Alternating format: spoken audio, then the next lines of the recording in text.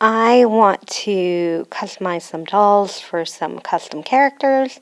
These dolls are beautiful, but they all have the exact same face, which is a little bit of an issue.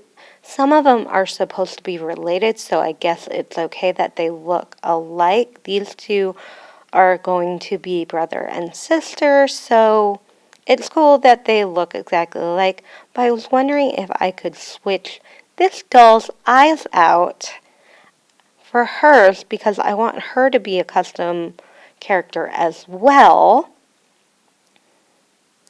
These dolls were about $2 to $4 a piece. The brunette doll was the most expensive, the girl, and the cheapest was the blonde and the boy at $3.50.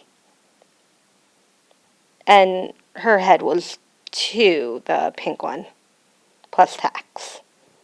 Now these eyes come out really easy. You just have to soften up the plastic. You can use just a hair blow dryer for that. And this part is really, really easy. So I'm going to do the same. This is so you don't get the hair wet. I still managed to get Pinky's hair a little wet, but not the blonde one. And oh my gosh, her eyes, they take up like the full length of her head. Her eyes are huge. Those are not coming out, and they would not fit in Pinky's head, so I do have to put her eyes back. I did struggle to put her eyes back a lot more than when I put them in, and I tried to paint them, but they didn't look right, so I removed the paint, and now they look dull. They look really, really dull. I'm going to deal with that later. I'm just going to be I took off the bottom mascara part because I still want her to be custom.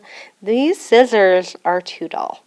They're way too dull for this hair. It does not work. I would have to cut individual strands.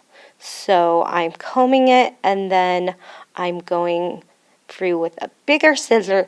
The only problem now is that every time I comb it, it comes out. So that's a real problem. It's a real problem. Her hair keeps coming out. So what I'm going to be doing is gluing the inside of her head. I'm just using Mod Podge for now, and then I'm using Mod Podge on her eyes. Now, one side is done and one side is left drying. The only problem is every time you accidentally touch them, you have to remove the Mod Podge with your hands and then redo them. And it only takes about 5 minutes to dry, but that is a little bit of an issue if you accidentally touch her eyes. And I've had to do that quite a few times. This is how much hair I removed from her. A fairly good amount. Her hair was kinky and it would not unkink. And I don't want to iron it because it's very coarse, it's very hard.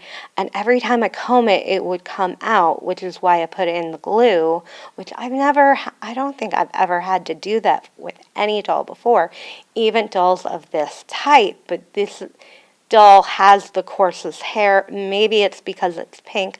I'm not sure. This is what the doll looks like. Now she does look slightly different. Her hair is shorter. Her eyes are glossier than they were in the first place. So I painted them, accidentally took off the gloss, made them glossier looking than they were in the first place. They actually do look better. She might be slightly cross-eyed, I'm not sure. But all in all, it's still an okay customization because I took off her bottom mascara. And I may choose to repaint her eyebrows, but I'm not sure. They're a good color. I just don't know if they match her makeup. More customizations of other dolls are coming up. Here are some of the other dolls that I will be fixing up. in the coming weeks.